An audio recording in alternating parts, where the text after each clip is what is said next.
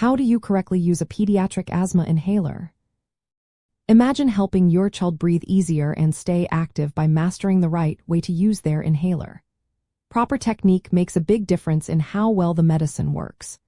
When your child has asthma, the inhaler delivers medicine directly to the lungs, which helps control symptoms and prevent attacks. The way you use it depends on the type of inhaler your healthcare provider prescribes and your child's age and ability.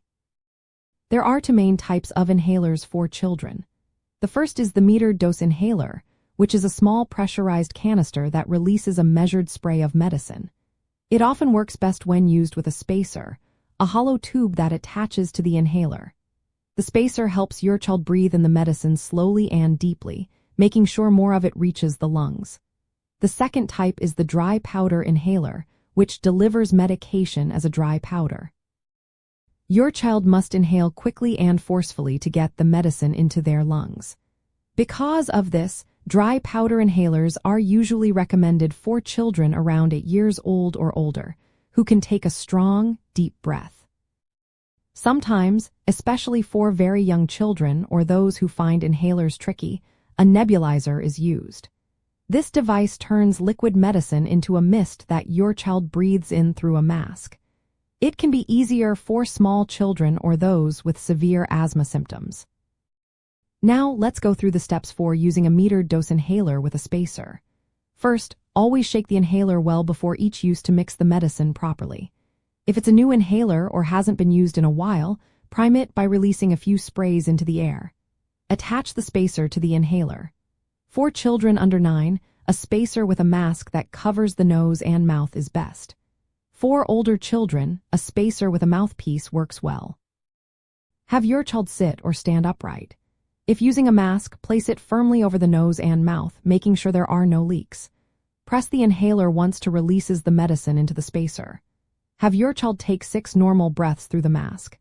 If your child is using a mouthpiece, have them place it between their lips, teeth out of the way. They should exhale fully, then press the inhaler to releases the medicine, and breathe in slowly and deeply. After inhaling, they should hold their breath for about 10 seconds to let the medicine settle in the lungs. If a second dose is prescribed, wait about 30 seconds before repeating. After using the inhaler, if your child is on a corticosteroid inhaler, it's important to rinse their mouth with water to prevent side effects like thrush. Also, clean the spacer regularly as directed to keep it free of medication buildup. For dry powder inhalers, your child should exhale away from the device first. Then, place the mouthpiece in their mouth and inhale quickly and deeply to draw the powder into their lungs. Hold their breath for 10 seconds, then exhale slowly.